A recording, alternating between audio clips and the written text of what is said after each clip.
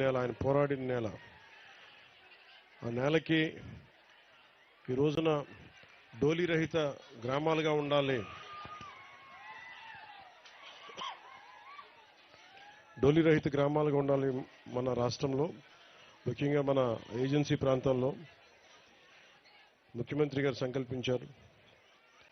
2017లో కూడా పోరాట యాత్రప్పుడు నేను తిరుగుతా పాడేరు, అరకు ప్రాంతంలో, ఆంధ్ర ఒరిస్సా బార్డర్లో ఈ పర్యటన చేస్తా ముఖ్యంగా గిరిజన ప్రజల కష్టాలను అర్థం చేసుకున్నవాడిని.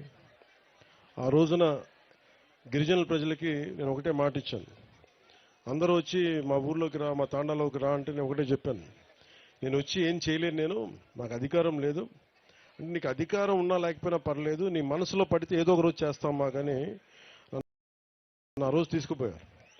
ఈ రోజున మీ అందరి ఆశీస్సులు,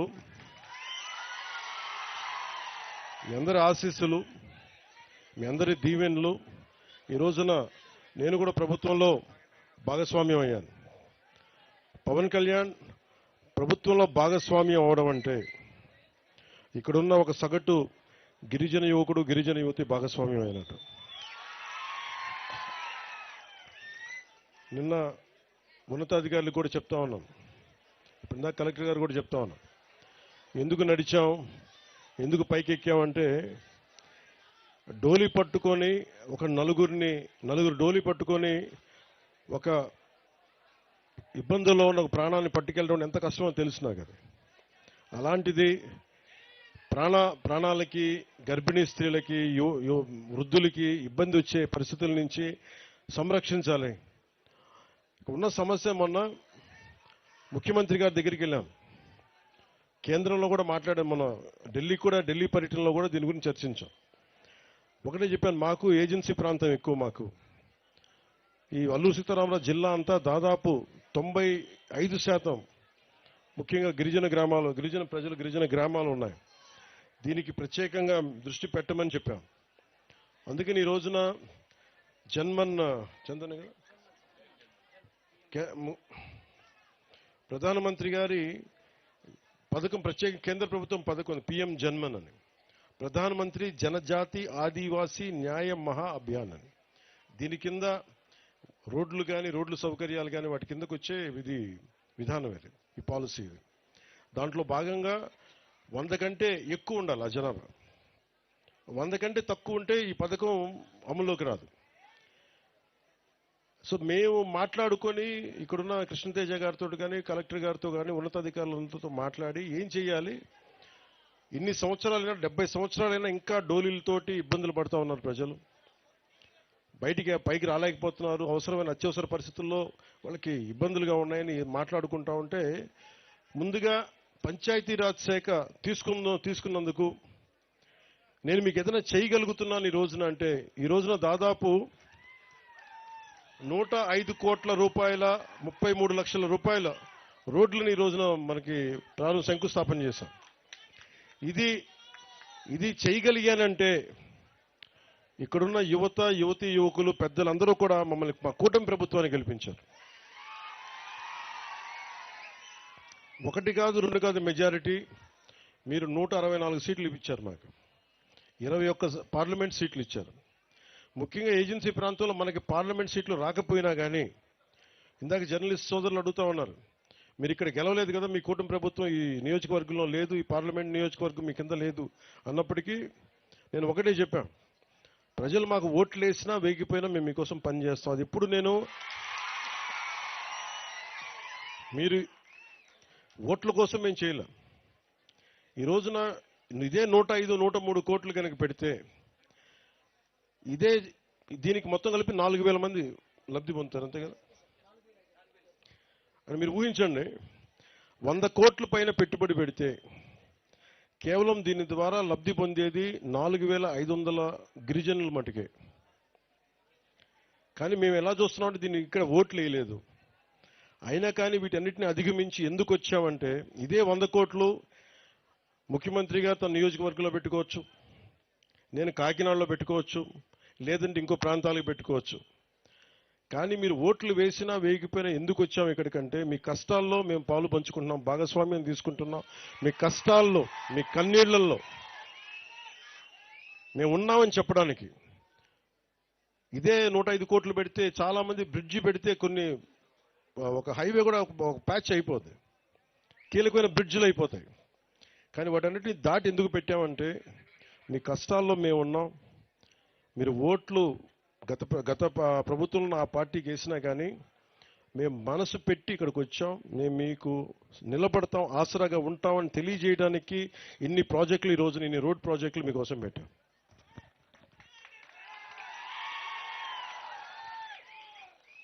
ఈరోజు ఇప్పుడు మనం 19 పనులు ప్రారంభించాం, 98.85 కిలోమీటర్లు. దీంట్లో 105 కోట్ల 33 లక్షలు మనం జాతీయ ఉపాధి హామీ పథకం, దాంట్లో జాతీయ ఉపాధి హామీ పథకం నుంచి 72 కోట్ల 20 లక్షలు, 33 కోట్ల 13 లక్షలేమో పంచాయతీరాజ్ మనకి ఇంజనీరింగ్ శాఖ నుంచి. వీటికి లబ్ధి పొందేది 72 గ్రామాలు, జనాభా 4369 మంది. సరిగ్గా చెప్పాలంటే అనంతగిరి మండలం పినకోట గ్రామ పంచాయతీ గుమ్మంతి గ్రామం నుండి రాచకిల్లం గ్రామం మీదుగా రెడ్డిపాలెం గ్రామానికి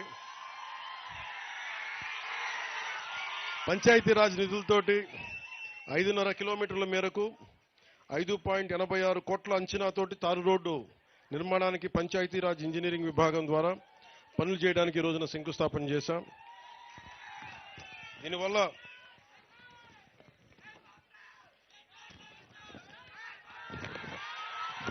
రెండు 249 మంది లబ్ధి పొందుతారు. ఇందాక గ్రామస్తులందరితో మాట్లాడుతూ ఉన్నాను. నిజంగా యువత తలుచుకుంటే, గిరిజన యువత ముఖ్యంగా, యువకులు మీరు తలుచుకుంటే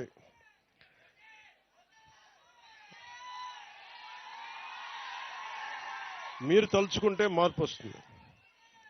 గత ఎన్నికల్లో 6 నెలల క్రితం యువత ఒక బలంగా ఒక మాట అనుకున్నారు, మార్పు రావాలి అని.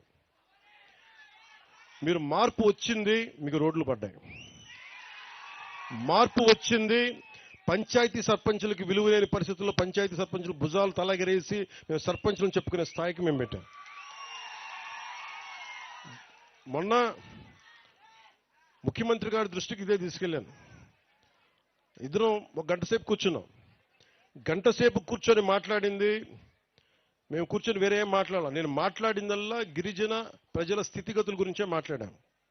మీకు ఆదాయం ఎలా పెరగాలి, రోడ్లు కనెక్టివిటీ ఎలా ఉండాలి, నీటి అవసరాలు ఎలా తీర్చాలి, కరెంట్లు ఎలా ఉంది, అలాగే అంగన్వాడీ కేంద్రాలు సరిగ్గా ఉన్నాయా, వాటి రిపేర్లు చేయాలా అని ఇవే మాట్లాడుకున్నాం. మాట్లాడుకొని ప్రధానమంత్రి గారు వచ్చాక ఇలాంటి ఇలాంటి పాలసీల కింద ఇంతకుముందు 250 ఉంటే కానీ రోడ్లు పడేవి కావు. ప్రధానమంత్రి గారు వచ్చాక కనీసం 100 మంది ఉంటే చాలు రోడ్డు వేసేయమని చెప్పారు. ఆ పథకం కింద కొన్ని రోడ్లు. ఇది మన నరేంద్ర మోదీ గారికి మన కృతజ్ఞతలు చెప్పుకోవాలి. ఆయన సంకల్పం, అది ఆయన మహాసంకల్పం. అలాగే ముఖ్యమంత్రి గారి దృష్టికి తీసుకెళ్లారు. సార్ కనీసం ఇన్ని గ్రామాలు ఉన్నాయి, 4612 పంచాయతీలు ఉన్నాయి, దాదాపు 2000 పైచిలుకు గ్రామాలు ఉన్నాయి. వీటికి మనం ఏం చేయగలం అంటే బడ్జెట్ ఎంత అని అడిగారు. ఆ రోజున మనం కలెక్టర్స్ కాన్ఫరెన్స్లో కలెక్టర్ గారు కూడా ఆ రోజు ఉన్నారు. అడిగినప్పుడు ఒకటే చెప్పారు, కనీసం 2869 కోట్ల రూపాయలు ఖర్చు అవుద్ది ఈ గ్రామాలన్నీ కలపడానికి. కానీ లబ్ధి చేకూరేది మటు చాలా తక్కువ మందికి. ప్రజలు చిక్కగా ఒక చోట ఉండరు కాబట్టి. అయినా కానీ ఆయన ఏం చెప్పారంటే కనీసం మనం ముందు వీటితో ప్రారంభిద్దాం, తర్వాత ఒక్కొక్క విడతగా ఒక్కొక్క సంవత్సరానికి 350 కోట్ల చొప్పున దీనికి పెట్టుబడి పెడదాం. అలాగే మిగతా డబ్బు కేంద్ర ప్రభుత్వం, నరేంద్ర మోదీ గారి నాయకత్వంలో కేంద్ర ప్రభుత్వం మనకి వచ్చే పథకాల నుంచి ఆ డబ్బుని ఇక్కడే ఖర్చు పెట్టిపోతున్నాం. సో మేము దీనికి ఎందుకు చెప్తున్నానంటే 70 సంవత్సరాల ఈ పాలనలో గిరిజన గ్రామాలని మిమ్మల్ని వదిలేశారు. ఇది గిరిజన ప్రాంతాలని ఉన్నాయా అంటే అభివృద్ధి చేశారంటే చేయలేదని చెప్పట్లా, ఉంది. దీనికి పార్టీలు కొన్ని పెడితే దీనికి బాగా పనిచేసిన అధికారులు కొంతమంది ఉన్నారు. ముఖ్యంగా ITDA integrated tribal development authority ఆ ఏజెన్సీని ప్రమోట్ చేసిన వ్యక్తి శంకరన్ గారు. ఈ రోజున ఐటీడీఏ గుర్తుపెట్టుకోవాల్సింది శంకరన్ గారి పేరు. ఐఏఎస్, ఆయన్ని నిరంతరం గుర్తుపెట్టుకోవాలి. మహానుభావుడు. అంటే ఒక అధికారికి ఒక నిజమైన ఒక రాజకీయ నాయకుడు కనుక అండ ఉంటే శంకరన్ గారు చేసి చూపించారు. ముఖ్యంగా గిరిజన ప్రాంతాల్లో అందరూ చెప్తా ఉంటాయా, మేము రాజకీయ నాయకులు ఎంత నమ్ముతామో తెలియదు కానీ మా ఐటీడీఏ వాళ్ళని నమ్ముతాం, అంత బలంగా నమ్ముతాం అని చెప్తారు. సో నేను మీ నమ్మకం గెలుచుకోవడానికి వచ్చాను ఈ రోజున. కాకపోతే ఏదైతే ఈరోజు రోడ్డు వేసి ఇట్లా కాదు, ఈ 5 సంవత్సరాలు పనిచేస్తాం. పనిచేసిన తర్వాత మీరు ప్రోగ్రెస్ రిపోర్ట్ ఇవ్వండి, మీరు బాగా చేశారు, సంతోషం, మీకు అండగా ఉంటాం వచ్చే ఎన్నికలకి చెప్పండి. ఎందుకంటే ఇంకొకటి, యువత ఇక్కడ మాట్లాడుతూ ఉంటే గంజాయి ఎలా ఉందో, నిన్న మాట్లాడుతూ ఉంటే సాలూరు వైపు వెళ్తే ఇస్తారు. మా ఇంట్లో వాళ్ళు నా కోసం ఎంత తపన పడతారో తెలియదు కానీ మీరు పడే తప్ప నా కన్నీళ్ళు తెప్పిస్తాను. నిన్న ఇలాగే మనం కూర్చొని అన్న ఐ లవ్ యూ అంటుంటే నేను ఐ లవ్ యూ టూ అని చెప్పాను.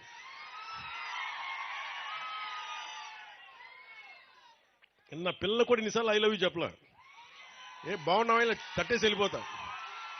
మీరు ఐ లవ్ యూ అంటే మటుకు ఐ లవ్ యూ చెప్పాలనిపిస్తుంది, ఐ లవ్ యూ టూ అని చెప్పాలనిపిస్తుంది. మీకోసం ఇన్ని సంవత్సరాలు 2007లో నేను తిరిగినప్పుడు ఇదే ప్రాంతంలో నేను ఆదిలాబాద్ తాండాలో తిరిగాను తెలంగాణలో. ఆ తర్వాత 2017లో మళ్ళీ మన తాండాలో తిరిగాను, మన గిరిజన ప్రాంతాల్లో తిరిగాను. ఉన్న సమస్యలన్నా నీటి సమస్యలు ఉన్నాయి. ఓవర్ హెడ్ ట్యాంక్స్ కట్టినా నీటి సరఫరా సరిగ్గా లేదు, నీటి గడ్డల నుంచి నీళ్లు తోడుకోవాలి, పురుగులు ఉన్నాయి, మధ్యలో కొన్ని ఇబ్బందులు ఉన్నాయి, కొన్ని సాంప్రదాయాలను పాటించే మంచి గుణాలు ఉన్నాయి. అలా ఇవన్నిటికీ కూడా అనుసంధానం చేయాల్సిన అవసరం ఉంది. ఎక్కడ లోటుపాట్లు ఉన్నాయి అవి సవరించాలి. ఎక్కడ ఇప్పుడు మన ఇందాక మనం చూసాం, కాఫీ పండించే విధానం కానీ, ఆర్గానిక్ మనకి చిరుధాన్యాలు కానీ పండించడం, ఇవన్నీ చూస్తూ ఉంటే మీకు ఉపాధికి ఇబ్బందులు లేవు.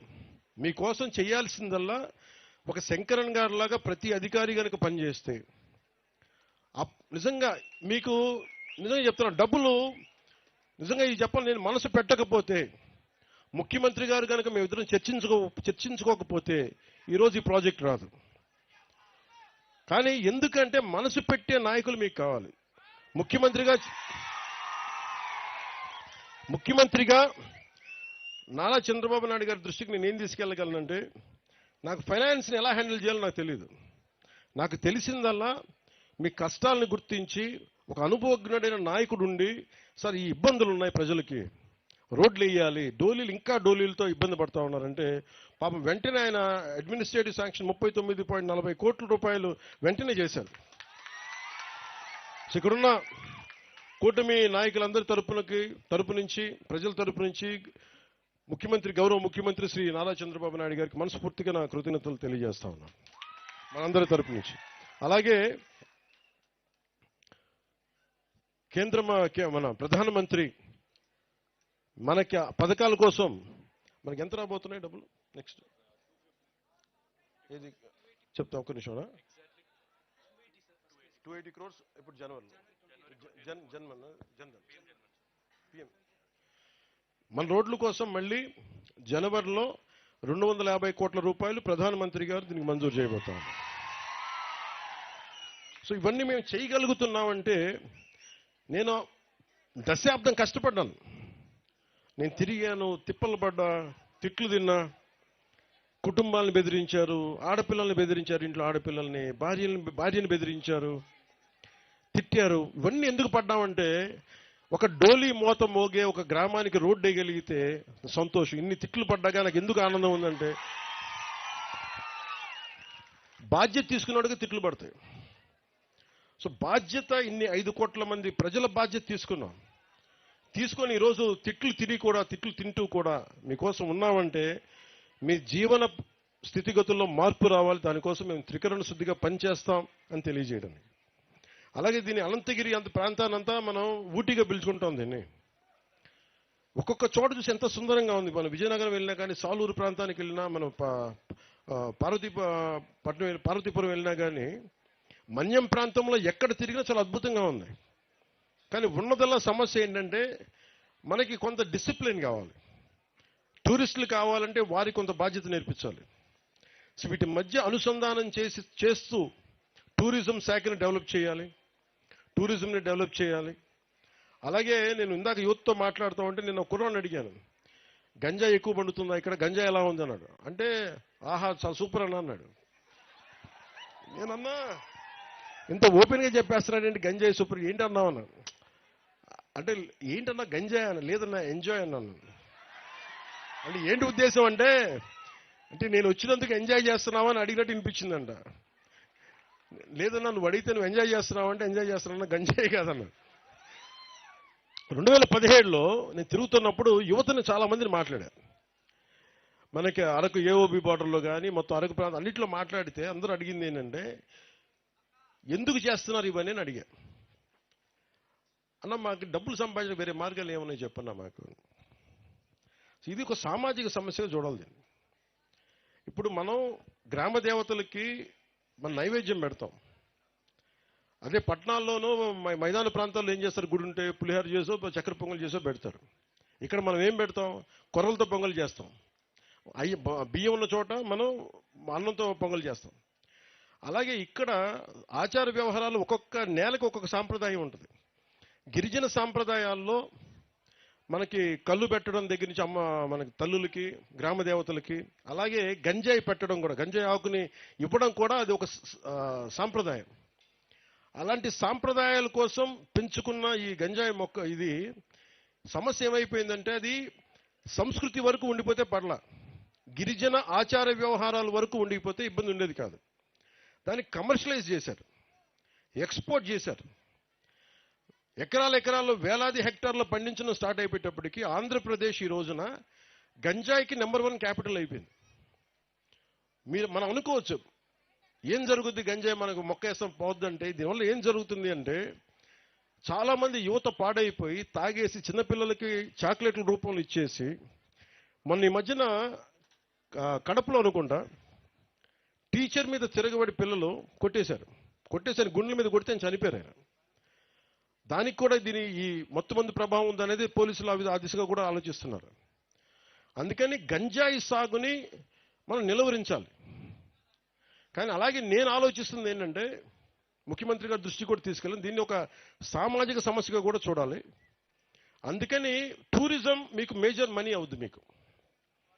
మీరు కనుక టూరిజంని కనుక మీరు అప్లై చేసుకుంటే, ఉదాహరణకి మనకు 20 గ్రామాలు ఉన్నాయి. 20 గ్రామాల్లో మీరు 2 ఇళ్ళు కనుక ఒక హోమ్ స్టే లాగా అదే ఇల్లు బాగా కట్టి, అదే మట్టి బాగా కట్టి కనుక ఇవ్వగలిగితే, ఎవరైనా బయట వాళ్ళు వస్తే ఒక 2 రోజులు ఉంటే మీకు డబ్బు వస్తాయి. మీ చిన్న గ్రామాలకి డబ్బు వస్తాయి. మీరు చుట్టుపక్కల ఏదైనా తీసుకెళ్తే మందు మాకులు మనం కూర్చోబెట్టి ఆయుర్వేదిక్ మొక్కలు వేస్తే దానివల్ల కొంటే డబ్బులు వస్తాయి. ఇప్పుడు నేను ఇందాకెళ్ళి ఒక 1000 రూపాయలు 1500 రూపాయలు పెట్టి ఆ మొక్కలు కొనుక్కున్నాం. సో మనం చాలా చెయ్యొచ్చు. సో మీకు గంజాయి అనేది అది మీకు ఆదాయానికి మార్గం కాకూడదు. నేను యువతకు అదే కోరుకుంటా ఉన్నా. సంపాదించడం చాలా తేలిగ్గా ఉంటుంది, కానీ దాని ద్వారా వచ్చే దుష్ఫలితాలు మటుకు చాలా లోతుగా ఉన్నాయి.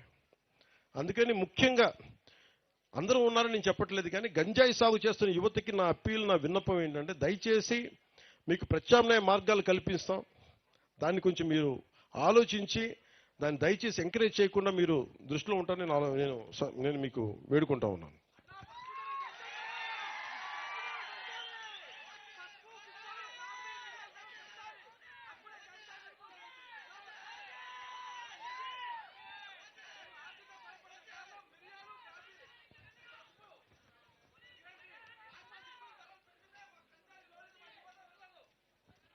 ఒక్క నిమిషం చెప్పండి, మళ్ళీ చెప్పండి.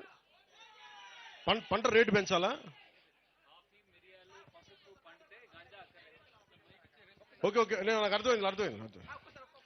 కాఫీ, పసుపు, ఈ మిరియాలు, స్పైసెస్ అన్ని మనకేం లేదు.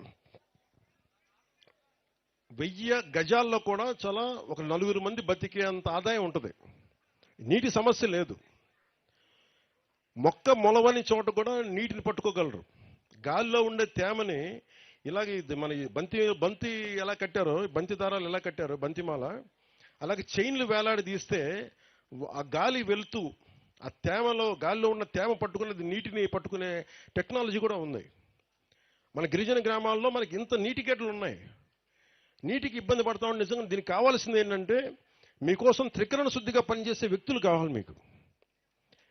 మనకి ముఖ్యమంత్రి గారు ఉన్నారు, నేను పని చేయడానికి నేనున్నాను మీ దగ్గర. మీ కష్టాలు నిన్న విజయనగరంలో కూడా చెప్పాను.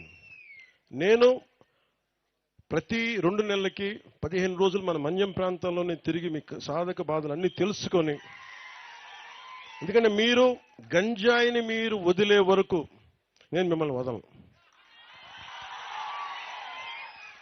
మీ జీవితాలు, మన ఆడబిడ్డల, గిరిజన ఆడబిడ్డల జీవితాలు బాగయ్యే వరకు నేను అప్పుడుగా రిటైర్ అవ్వను. మీరు సంతోషంగా ఉండాలి. మీరు మన ఎందుకంటే నాకు గిరిజన ఆచార వ్యవహారాల మీద అపారమైన నాకు గౌరవం. నాకు సో మీ అందరికీ నేను మీకోసం పనిచేసే మీ ఇంట్లో వాడు ఒకడు ఉన్నాడు అనుకోండి. ఇక్కడ నేను ఎందుకు నడిచానో కూడా చెప్తా. నేను కలెక్టర్ గారు కూడా అన్నారు, ఎందుకు సార్ కొంచెం మనకి ఎందుకు అంటే, నాకు ఇక్కడ రావడానికి డీజీపీ గారు కూడా సముఖం చూపించలా.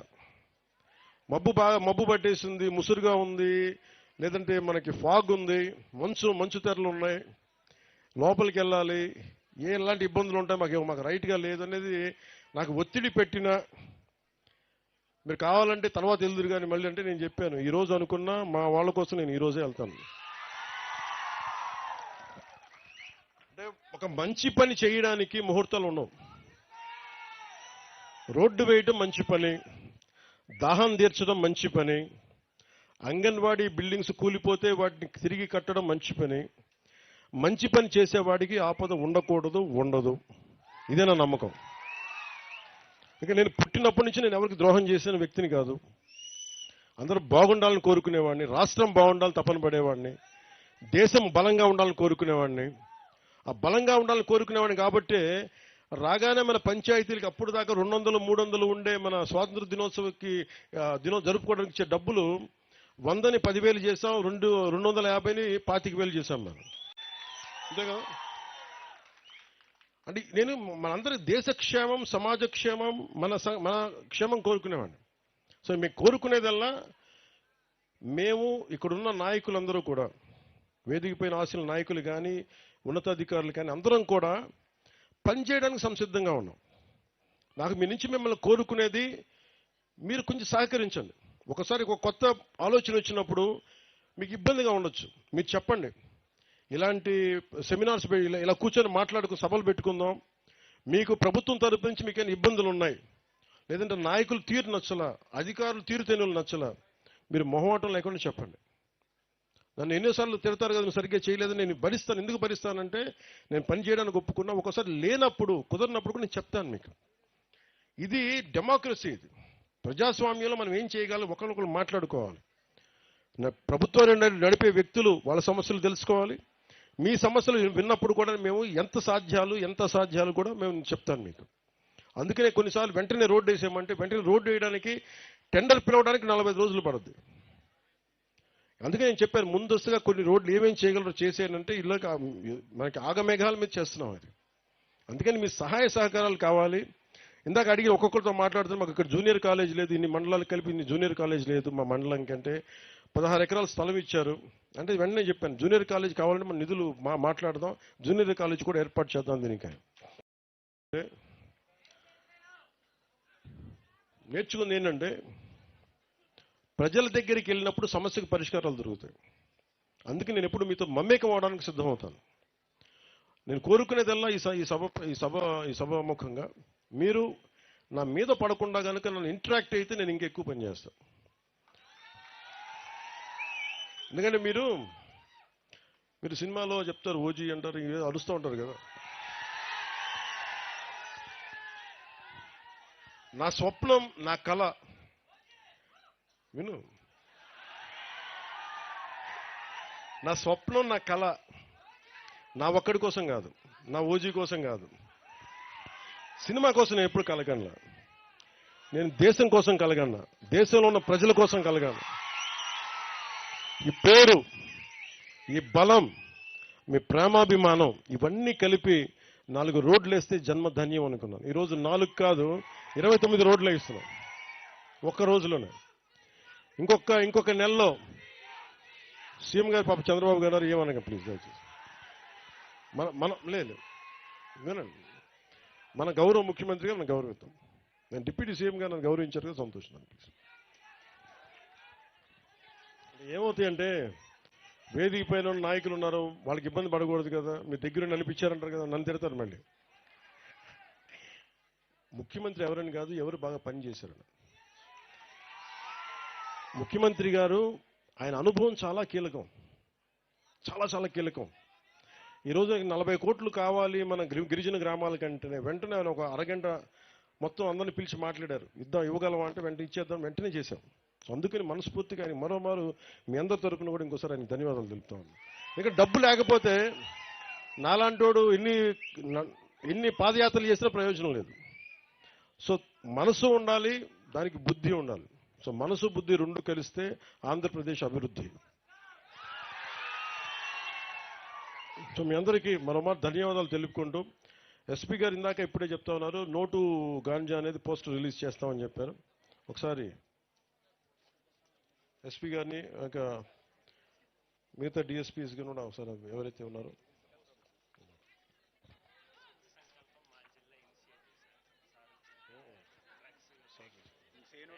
క్యాంపెయిన్ చేస్తున్నాం సార్. యాక్చువల్లీ దానికి డిఎడిక్షన్ సెంటర్స్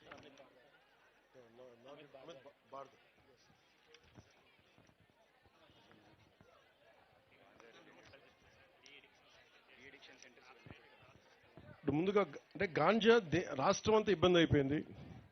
మొన్న కేంద్రం నాయకులతో కూడా మాట్లాడినప్పుడు ఆంధ్రప్రదేశ్ హబ్ అయిపోయింది గాంజాకి, డ్రగ్స్కి.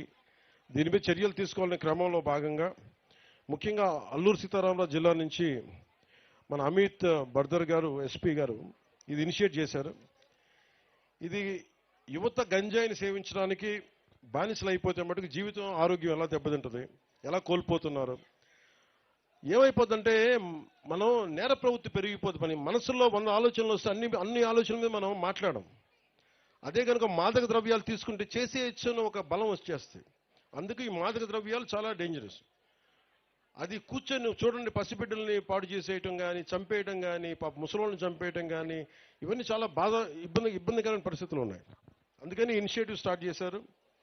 అలాగే దీంట్లో గంజాయి వల్ల సమాజంపై పెరుగుతున్న దుష్ప్రయోజనాలను తగ్గించడానికి మాదక ద్రవ్యాల వ్యతిరేక అవగాహన కార్యక్రమమైన స్వచ్ఛ సంకల్పం అని అల్లూరు జిల్లా పోలీసులు ప్రారంభించారు. దాంట్లో భాగంగా డ్రోన్ కెమెరాస్ తోటి గంజాయి పంటను గుర్తించి దాన్ని ధ్వంసం చేయడం, గంజాయి సాగుకు బదులుగా ఇందాక మీరు చెప్పినట్టుగా పసుపు, అలాగే ఇలాంటి పంటలన్నీ కూడా కాఫీలు కానీ, అలాగే స్పైసెస్ కానీ ఇవన్నీ పండించే వాటి విత్తనాలను పెంచడం, అలాగే వాటిని సాగు చేయడం, గిరిజన యువత కోసం స్వయం ఉపాధి కోసం స్కిల్ డెవలప్మెంట్ కోర్సులో ట్రైనింగ్లు ఇప్పించడం ద్వారా ఉపాధి కల్పించడం, టూరిజంని డెవలప్ చేయడం, అలాగే పాడేరు జిల్లా ఆసుపత్రిలో డి అడిక్షన్ సెంటర్ను ఏర్పాటు చేసి గంజాయికి బానిసలైన వారికి వైద్యం ఇప్పించడం, అల్లూరు జిల్లా పోలీసులు తరచుగా గ్రామాల్లో పర్యటించి గంజాయి వల్ల కలిగే ఈ దుష్ఫలితాలని ప్రజలందరికీ వివరించి దూరంగా వారందరినీ ఉండేటట్లు సరైన అవగాహన కల్పించడం, ప్రజలందరూ పోలీసు వారు కలిగిస్తున్న ఈ పై వాటిని సద్వినియోగం పరుచుకొని మాదక ద్రవ్యాలకి దూరంగా ఉండి మీ భవిష్యత్తుని బంగారుమయం చేసుకోమని మనస్ఫూర్తిగా కోరుకుంటున్నాను.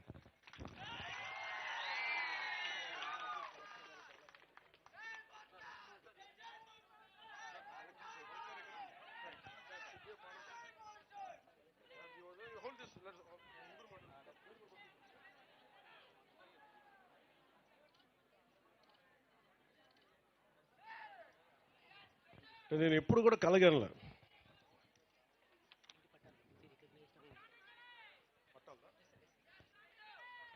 అలాగే ఇంటి పట్టాల సమస్య కూడా నా దృష్టికి తీసుకొచ్చారు మన ప్రజలందరూ. చాలా మంది మన గిరిజన ప్రాంతాలుగా ఎన్నో సంవత్సరాలుగా ఈ కొండల్లో ఉంటున్న వారికి ఇల్లు కట్టుకోవడానికి ఇంటి పట్టాలు మంజూరు చేయమని కోరుతా ఉన్నారు. ఇది ఈ రికగ్నిషన్ ఆఫ్ ఫారెస్ట్ రైట్స్ కింద చట్టం కింద వెంటనే పట్టాలు మంజూరు చేసే దిశగా అత్యంత త్వరలో యుద్ధ ప్రాతిపాదికన మీకు పట్టాలు ఇవ్వడం కోసం జిల్లా కలెక్టర్ గారిని వెంటనే ఒక అదాలత్ని ఒక ఏర్పాటు చేసి మీకు పట్టాలు లభించేలా న్యాయం చేయమని వారిని విజ్ఞప్తి చేస్తా ఉన్నాం.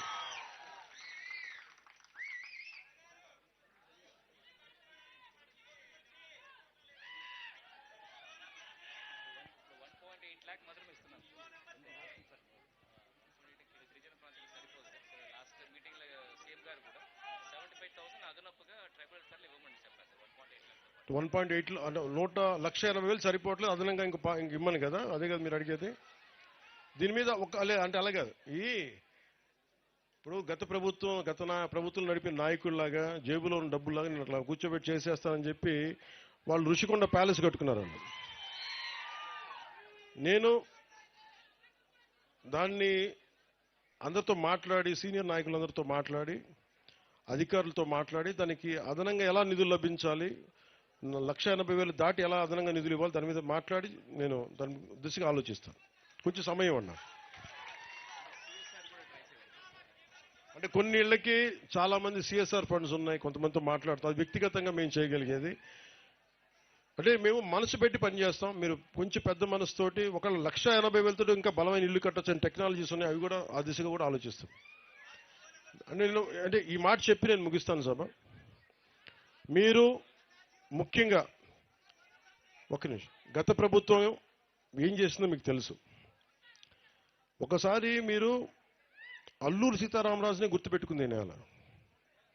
మీ హక్కుల కోసం పోరాడే వాళ్ళని గుర్తుపెట్టుకోండి. కూటమి ప్రభుత్వం 100 మందికి దాటి 250 మంది ఉంటే తప్ప మేము రోడ్డు వెయ్యం అనే పద్ధతి నుంచి నరేంద్ర మోదీ గారు వచ్చాక 100 మంది ఉన్నా చాలు రోడ్డు వేస్తామని చెప్పారు. ఈరోజు రోడ్లు వేస్తా ఉన్నాం. అలాగే 100 మంది లోపున ఉంటే దాని మీద కూడా ఒక ఆలోచిస్తూ ఉన్నారు. అవి నిధులు ఉన్నా లేకపోయినా మీకోసం ఆలోచిస్తూ మేము 20 మంది ఉన్నా, 30 మంది ఉన్నా, 40 మంది ఉన్నా ఈరోజు రోడ్లకి వేయడానికి శ్రీకారం చుట్టాం. అలాగే మీరంతా చేసేది ప్రకృతి వ్యవసాయం. ప్రకృతి వ్యవసాయానికి కావాల్సింది మార్కెటింగ్ కెపాసిటీ కావాలి. 1 సెంటు భూమి కూడా వేస్ట్ అవ్వకుండా మీరు పంటలు పండించగలిగే స్థాయి కనుక వస్తే మీకు గంజాయి వైపు వెళ్లాల్సిన అవసరమే ఉండదు, మీకు బాగుంటాయి. అలాగే ఆరోగ్య ఫెసిలిటీస్ మటుకు చాలా బాగా చేస్తాం.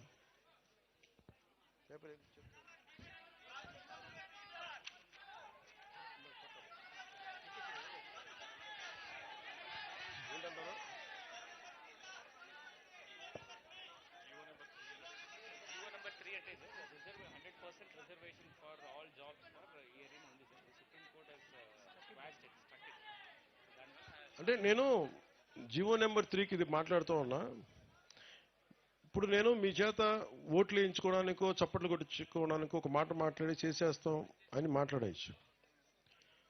కానీ మనం సుప్రీంకోర్టులో కొన్ని హైకోర్ట్స్లో ఉన్నప్పుడు కొంచెం జాగ్రత్తగా వ్యవహరించాల్సిన పరిస్థితి ఉంది. అన్ని ఉద్యోగాలు ఎవరైనా సరే ఉద్యోగాలు ఎలా వస్తాయి మీరు ఆలోచించండి. స్కిల్ ఉండాలి. ఒకవేళ నాకు రిజర్వేషన్ లేదు, రిజర్వేషన్ లేనప్పుడు నేను ఏం చేస్తాను చెప్పండి? స్కిల్ డెవలప్ చేసుకుని వెళ్ళాలి. రిజర్వేషన్ వచ్చే వరకు వెయిట్ చేయడం నాకైతే భయం వేస్తుంది నా జీవితం. సో మీరు చెప్పిన జీవో 3 ఏదైతే ఉందో దాని గురించి ముఖ్యమంత్రి గారి దృష్టికి తీసుకెళ్తాను. ఈ లోపు మీరు ఆర్థికంగా ఇబ్బంది పడకుండా మీకు స్కిల్ డెవలప్మెంట్ చేస్తే మీకు ఫలితాలు వస్తాయి, మీకు ఆర్థికంగా బలోపేతం అవుతారు. మీలో నేను మొన్న పోయినసారి అరకుకు పోయినప్పుడు ఒక కుర్రోడికి మార్షల్ ఆర్ట్స్ వచ్చు, మలేషియాలోకి వెళ్దామంటే అన్న నాకు సపోర్ట్ చేయట్లేదని. అలా ఎంతమంది మీరు ప్రతిభ మీలో ఎంతమంది ఉందో మీకేం తెలుసు? మిమ్మల్ని మౌంటైనీరింగ్ పంపించామనుకోండి, మీరు ఒక్కొక్కటి తెన్సింగ్ నాకేలా ఉన్నారేమో. మీ ప్రతిభ పాఠవాల్ని బయటికి, మీ సమర్థత బయటికి తీయాలి. మీరు గొప్ప రన్నర్స్ ఉన్నారేమో, మ్యారథాన్ రన్నర్స్, గోల్డ్ మెడల్ సాధించగలరేమో, మీరు గజయితగాళ్ళు ఉన్నారేమో, సైంటిస్టులు ఉన్నారేమో, లేదంటే గొప్ప ఐఏఎస్ల ఐపీఎస్ల స్థాయి ఉందేమో, గొప్ప పోలీస్ అధికారుల స్థాయి ఉందేమో. ఇవన్నీ మనకు తెలియదు కదా. అందుకని ఈ ప్రభుత్వం పెట్టింది ఏంటంటే స్కిల్ డెవలప్మెంట్ మీద దృష్టి ఎక్కువ పెట్టింది. హక్కులతో పాటు జీవోతో పాటు కాన్స్టిట్యూషన్ పరంగా రాజ్యాంగ పరంగా ఎలాంటి హక్కులు లభించేలాగా ముందుకు తీసుకెళ్లడంతో పాటు స్కిల్ డెవలప్మెంట్ చాలా బాధ్యతగా తీసుకున్నాం. అందుకనే నేను కోరుకుంటుంది ఏంటంటే ఇక సినిమా పరిశ్రమ కూడా రావాలి. వీళ్ళు ఎవరో బయట దేశాలకు పోతా ఉన్నారు. ఆ డబ్బులు కనుక ఇక్కడికి వస్తే ఇక్కడున్న 50 మంది ఆడపడుచులకు కానీ ఇక్కడున్న 25 మందికి ఒకరోజు షూటింగ్ చేస్తే డబ్బులు వస్తాయి మనకి. సో ఇట్లాంటివన్నీ ఆలోచించి నేను టూరిజం కూడా డెవలప్ చేయాలి, విదేశీయులు రావాలి, ఇవన్నీ ఆలోచించి మేము ముందుకెళ్తా ఉన్నాం. మీ సహాయ సహకారాలు కావాలి, మీరు అండదండలు కావాలి, మీకు అభివృద్ధి కావాలి. మనస్ఫూర్తిగా కోరి మీకోసం నిరంతరం పనిచేస్తామని తెలియజేసుకుంటూ ఇక్కడికి వచ్చిన కూటమి నాయకులందరికీ పేరు పేరున తెలుగుదేశం, జనసేన, భారతీయ జనతా పార్టీ నాయకులందరికీ, సర్పంచులకి, ప్రతి ఒక్కరికి పేరు పేరున ధన్యవాదాలు తెలుపుకుంటూ వేదిక పైన ఉన్న గౌరవ ఎమ్మెల్యేల గారికి, ఎమ్మెల్యేస్ అందరికీ కూడా నా నమస్కారాలు, హృదయపూర్వక ధన్యవాదాలు తెలియజేసుకుంటూ ఈ కార్యక్రమాన్ని ఇంత విజయవంతంగా చేసిన మన కలెక్టర్ గారికి, ఎస్పీ గారికి, ఉన్నత పోలీస్ అధికారులందరికీ కూడా ధన్యవాదాలు తెలుపుకుంటూ నిన్నటి నుంచి ఈ రోజు దాకా దారి పొడవునా ఉన్న ప్రతి కానిస్టేబుల్ కూడా చేతులెత్తి నేను నమస్కరిస్తా ఉన్నాను. సో మనస్ఫూర్తిగా మీ అందరికీ, అలాగే ఈ రోజున నేను ఒక మాట చెప్పి ఫండ్స్ సరిపోవట్లేదంటే ఉన్న ఫండ్స్లో ఎలా అడ్జస్ట్ చేయొచ్చని ప్లాన్ చేసిన కృష్ణతేజ గారికి, పిఎస్ మధు గారికి, ఓఎస్డి వెంకటకృష్ణ గారికి కూడా మనస్ఫూర్తిగా ధన్యవాదాలు తెలియజేసుకుంటూ మరోమారు ప్రధానమంత్రి గారికి నా ప్రగాఢమైన కృతజ్ఞతలు తెలియజేసుకుంటూ ఈ కార్యక్రమాన్ని ఇంత తక్కువ సమయంలో మాకు అవకాశం ఇచ్చి